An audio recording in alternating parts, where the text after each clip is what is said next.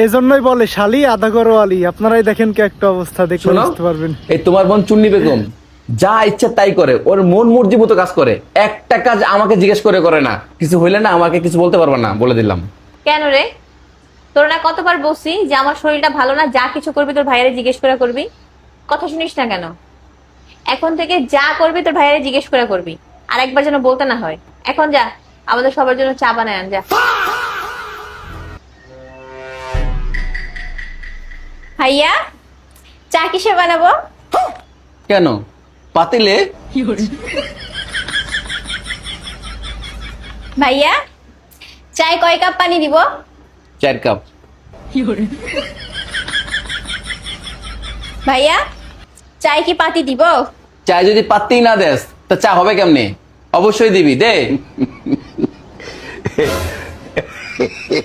ভাইয়া, কয় চামিচ পাতি দিব? 2 চামচ।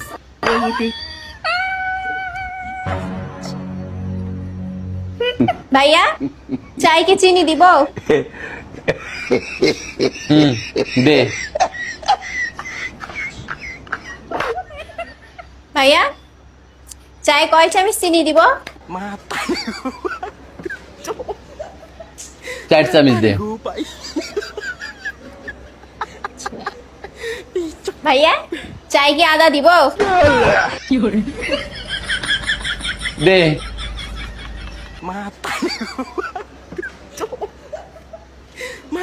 ভাইয়া, কতটুকু আদা দিব? এতটুকু।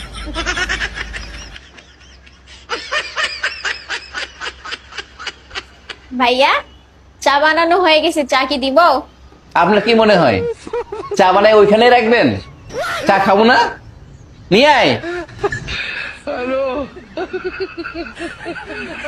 ভাইয়া, চা কিসে দিব? কাপে দে, কাপে।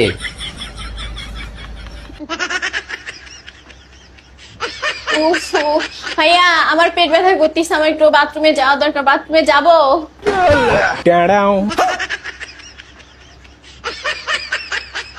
যা, তাড়াতাড়ি যা।